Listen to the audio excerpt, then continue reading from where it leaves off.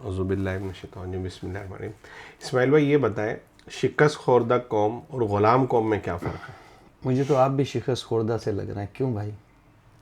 لیکن ویسے شکست خوردہ ہو جانا زیادہ بہتر ہے غلام ہونے سے۔ غلام کے پاس کچھ باقی نہیں رہتا سر، اس نے اپنا سب کچھ بیچ دیا ہوتا ہے۔ لیکن جو شکست خوردہ ہوتا ہے نا، وہ شکست کھانے کے بعد بھی اگر دوبارہ اٹھنا چاہے تو اس کو اٹھنے کے لیے پھر کوئی چیز روک نہیں سکتی۔ اور ہار کے بعد جو جیت کا مزہ ہوتا ہے نا سر، وہ بہت زبردست ہوتا ہے۔ ہمارے سامنے کوئی مثال ایسی قوم کی جو اتنی واضح مثال شکست موجود خوردہ ہو اور پھر دوبارہ جو ہے وہ دنیا کے سامنے اپنی آب و تاب اور طاقت سے کھڑی ہو؟ بہت بہت ماضی قریب کی مثال ہے سر۔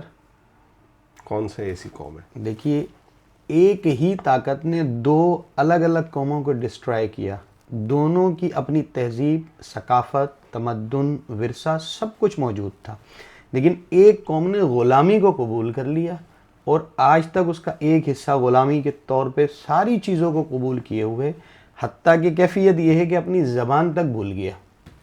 اور دوسری قوم وہ ہے جس نے شکست تو کھائی لیکن غلام نہیں بنی۔ اس کی شکست نے اس کے اندر جیت کا وہ جذبہ بیدار کیا کہ آج پوری دنیا کے اندر باوجود اس کے کہ ٹیکنالوجی دنیا کو دینے والی قوموں میں سے وہ ایک ہے، پائنیئر کی صورت میں آتے ہیں، لیکن نہ اپنی تہذیب کو چھوڑا، نہ ورثے کو چھوڑا، نہ ثقافت کو چھوڑا۔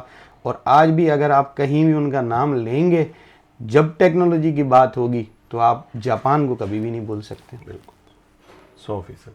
اور غلام باوجود اس کی ہماری بر صغیر، اس کے دو ٹکڑوں نے تو بہرحال کہیں نہ کہیں اسٹرگل کی، کسی حد تک نکل گئے۔ اثرات غلامی کے موجود ہیں، وہ تصورات موجود ہیں، پورے نہیں نکل سکے، لیکن جب آپ اس ٹکڑے پہ آ جائیں گے جس کو آپ پاکستان سے تعبیر کرتے ہیں، تو سر اس نے تو تقریباً غلامی کو قبول کر لیا۔ اور اس غلامی کی سب سے واضح مثال سر آپ کا پورا عدل و انصاف کا نظام، جس کے اوپر معاشرے کھڑے ہوتے ہیں۔ حضرت علی رضی اللہ تعالیٰ کا قول یاد ہوگا نا، جو آپ سے منسوب کیا جاتا ہے کہ کفر کی حکومت چل سکتی ہے، ظلم کی نہیں چل سکتی۔ لیکن آپ دیکھیے ہمارا پورا عدالتی عدل و انصاف کا نظام جس پہ معاشرے کھڑے ہوتے ہیں، وہاں کی کیفیت یہ ہے کہ ایک عام پاکستانی اس پورے لکھے ہوئے کو پڑھ بھی نہیں سکتا، نہ سمجھ سکتا، کیونکہ سب انگلش کے اندر ہے۔